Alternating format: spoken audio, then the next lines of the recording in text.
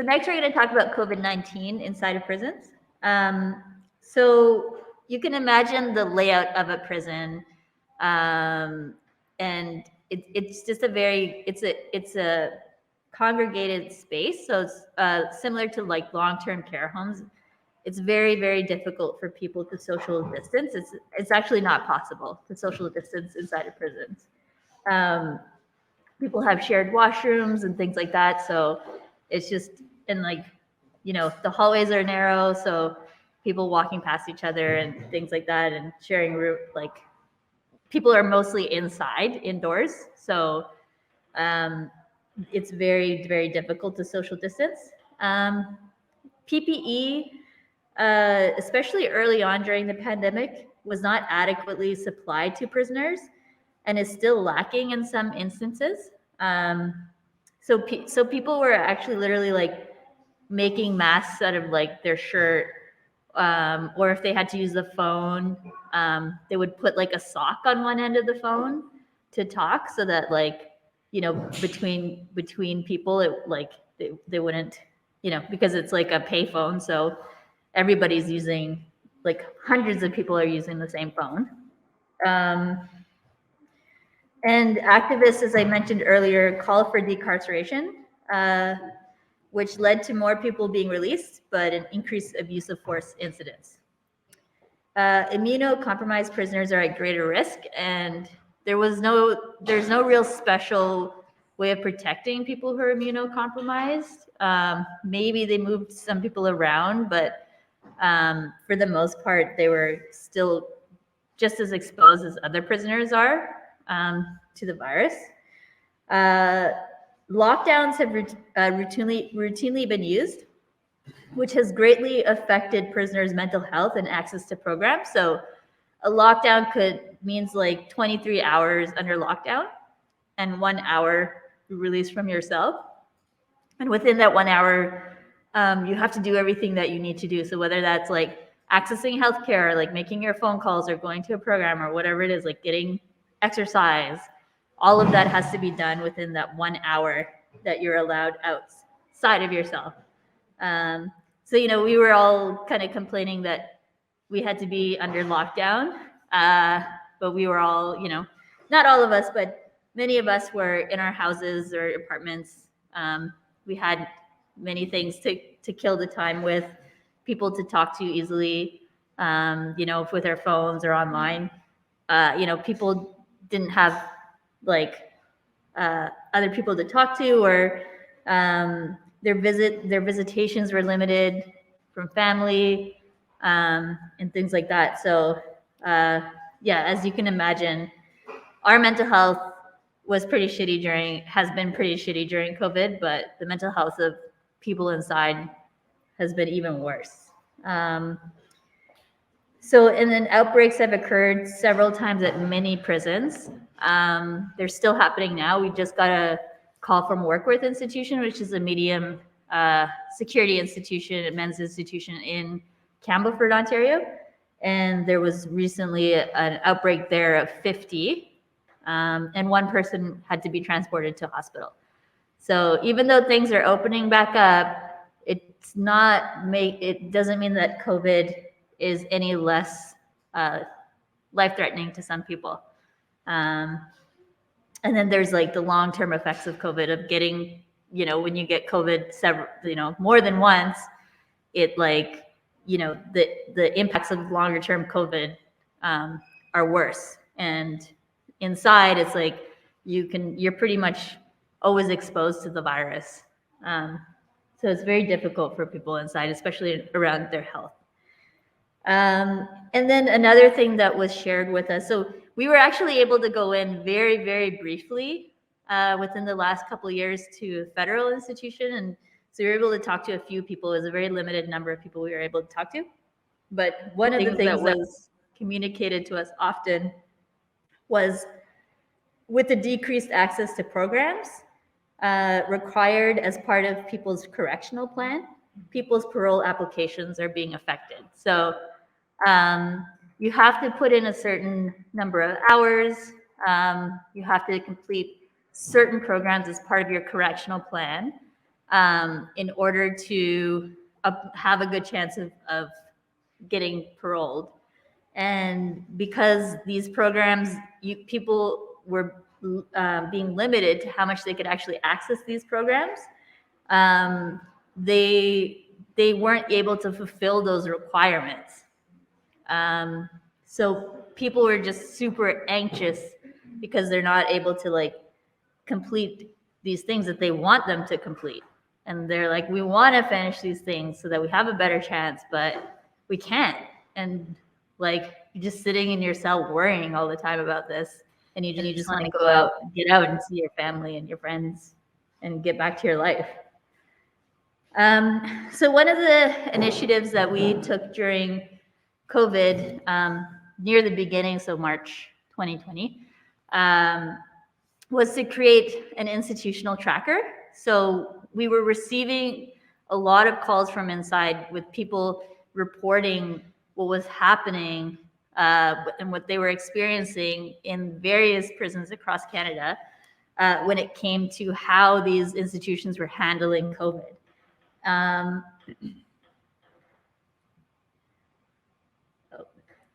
gonna have to log in to this because I totally forgot.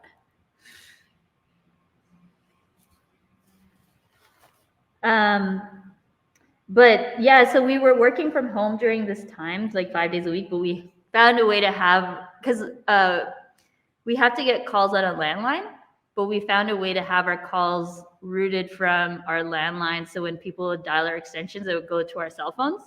So our cell phones are ringing off the hook when we were at home with people trying to tell us like what was going on and wanting advice and guidance and things like that. Because, you know, people inside don't trust the healthcare staff because, you know, often when they go and try to access healthcare, they're ridiculed or shamed or not believed about various conditions, and then those conditions are allowed to get worse and worse. And often people who have even like small issues like health issues going into the prison, when they leave the prison, often they're leaving a lot worse off than when they came in because of this. So, you know, when you have healthcare staff trying to tell them like, get vaccinated, wear a mask, like COVID is real, they're like, we don't trust you. So we're a trusted resource for people inside. So they were calling us to like confirm things with us. So just some examples like from like March 2020, some of our notes, like someone called wanted to discuss how COVID is affecting them. Another one, rumors are circulating that a nurse at Barton Street Jail tested positive for COVID-19. Someone else reported about the lockdowns, only getting out 1 hour a day on 23-hour lockdown since arriving at the institution 2 weeks ago. A prisoner was advised it would take up to 8 weeks to get his property from Collins Bay Institution after he was transferred because of COVID. Prisoners are being asked to fill out forms for emergency contacts in the event that they contract COVID. Somebody was working a prisoner was working in shipping and receiving, and they hadn't received any income for 10 weeks.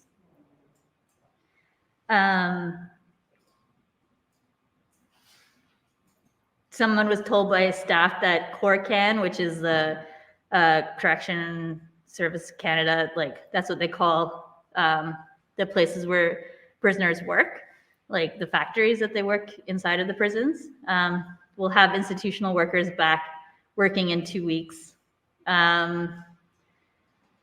Libraries are closed, but books are being brought to the units. There was one case of a COVID report through a guard. Guard was in contact with one prisoner who is showing symptoms. Programs have been suspended again. Prisoners are being asked to maintain physical distancing, but are roomed in small quarters with 2 persons per room, making physical distancing near impossible. That's when we called it physical distancing. Sanitizers are available, but not on living units. Today, only 4 people were outside.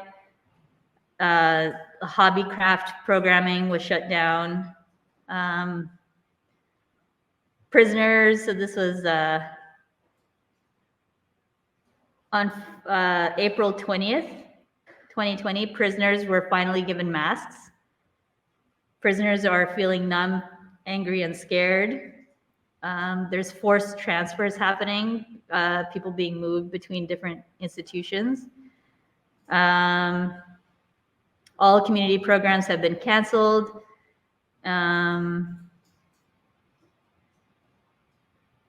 And there was actually one incident where an entire prison in Brampton was shut down, and every single person from that institution was transferred to the Toronto South because there was such a huge COVID outbreak there. And then there was this point where basically people were feeling super isolated, and so like people were receiving $20 a month to put towards their phone calls. However, most calls are long distance, and the $20 only allows 4 to 5 calls at 20 minutes each call.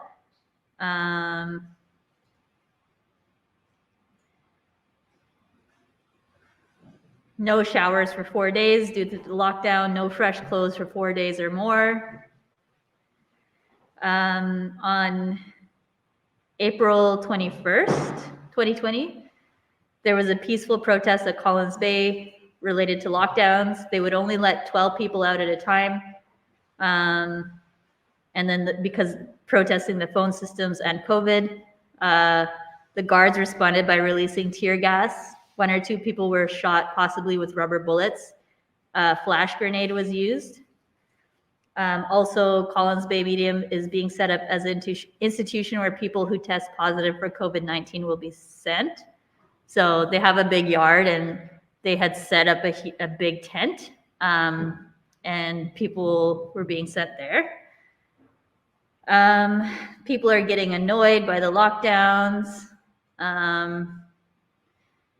And then this was on April 26th, Maplehurst Institution. Nobody has masks, officers or prisoners, like nobody has them.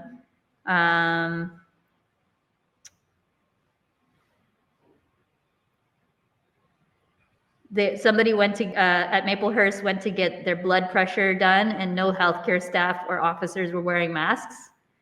The person taking the blood pressure wasn't wearing gloves. She said they didn't have any. Things operating inside Maplehurst are not equating to the news or newspapers. Guards are coming and going. 14 officers are on range during a search with no masks. On March 5th, this person was supposed to have a lawyer call, showed all the paperwork for the lawyer at 2 p.m. The guard came 20 minutes later and told him that he missed his call. The prisoner asked to see the sergeant, and that never happened. He'd been given the wrong meds 2 times. Court dates being pushed back, trial rescheduled. So these are just some of the examples of the types of things that we were, the types of calls that we were getting from people inside. And then like April 8th, like people were seeing people in hazmat suits. So just imagine like the fear and the frustration and the confusion that people inside were experiencing during the beginning of COVID, like seeing all of these things. It was awful. And like even taking all these calls were like really hard to hear because, you know, I think for us, it was, you know, like definitely people were experiencing the worst hardships that, you know, we'd heard about. And like more so than usual. So obviously people are sharing a lot of the hardship that they're going through and the abuse that they're receiving. But during COVID, it was just absolute chaos. And the institutions were not prepared for anything like this. And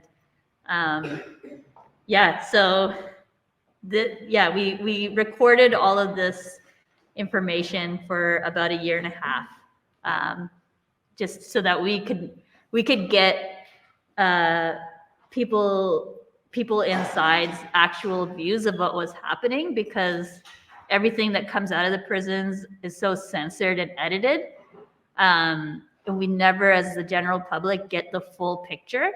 And people often aren't able to talk to prisoners directly. They're not interviewed in news articles to get their opinion about things. It's often like the correctional investigator, or like some politician or some corrections person who is talking about them without talking to them, you know?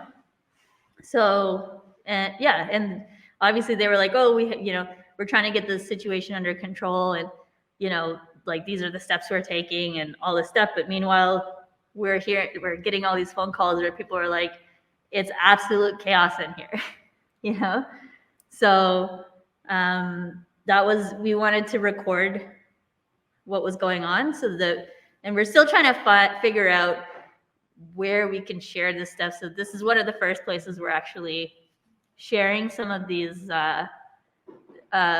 experiences that were shared with us. And yeah, we want to find other ways to sort of like publicize it. And we maintained confidentiality. We didn't put anybody's name down about who was calling.